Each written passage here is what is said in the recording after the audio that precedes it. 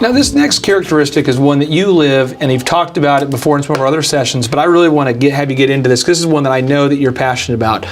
Characteristic number 10 is set ridiculously high goals.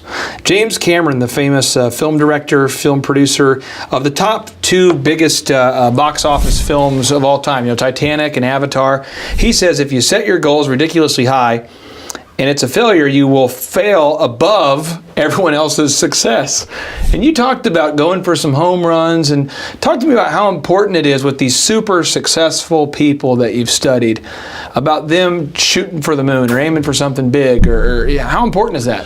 When I was a young guy, scared skinny kid in New York City, I had the serendipitous fortune of meeting a successful Broadway playwright. He's dead now. But he told me something that was interesting. Didn't really understand its significance at the time. He had had a Broadway play, which for a playwright's pretty damn good, and it was massively successful. And he said to me, Michael, it's just as hard to produce an off-Broadway show as it is a Broadway show. Now, I didn't know what the hell he was talking about very much at the time, but over time, it's just as hard to do something of marginal level than it is the whole deal. One thing, as we're building Thrive, it's been interesting, and we have venture capital partners who, I fund it, and they match funding, and they contribute rounds of funding, and it's interesting, as these guys have all had ridiculously huge success. I mean, I was Entrepreneur of the Year for Oklahoma, and I've had some success, but these guys are that next level. Yep. And one of the things that I've noticed is they're talking about, well, hey, what we want to do is let's increase our burn rate and go after some bigger people. And so yesterday we're at the Lakers game, and some of the guys were getting photos with Chris Paul and talking to some of these great players, and it's just interesting how you could just as easily put on your schedule, well, I'm going to go after, and I'm not ripping, no disrespect to the Okmulgee High School basketball team, but you could easily put on your team, well, let's go and try to interview the coach of Okmulgee, or let's interview the coach of the Lakers. And both require work, both require effort, both are busy, both have busy schedules. Yeah. But it's interesting how, but you do it at that next level. You're working with presidents on opposite sides of the aisle. Do you ever pinch yourself at that time and go, what am I doing here? Has that ever happened to you? Along the journey, I did many times.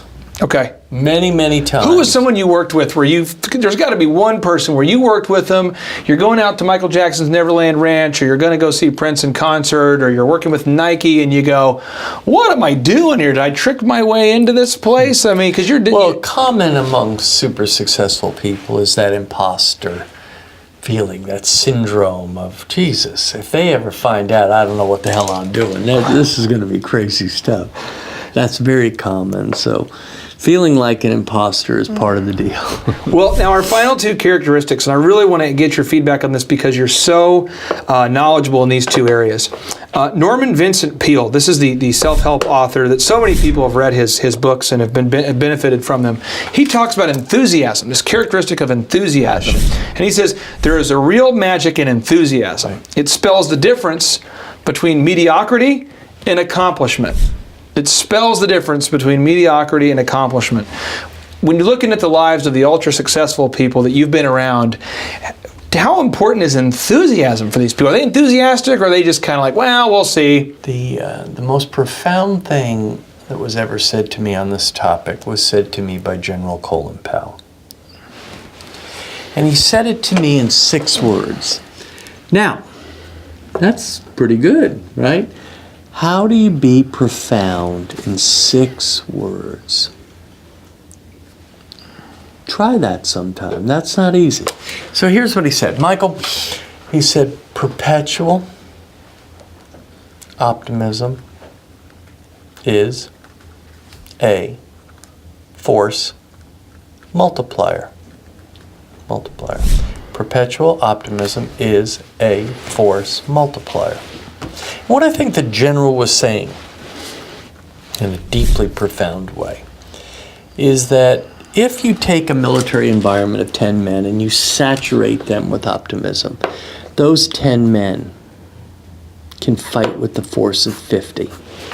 If, on the other hand, you take those 10 men and you saturate them with negativity, they can't fight with the force of 2. And so, passion, enthusiasm are terribly important. Breakfast of Champions.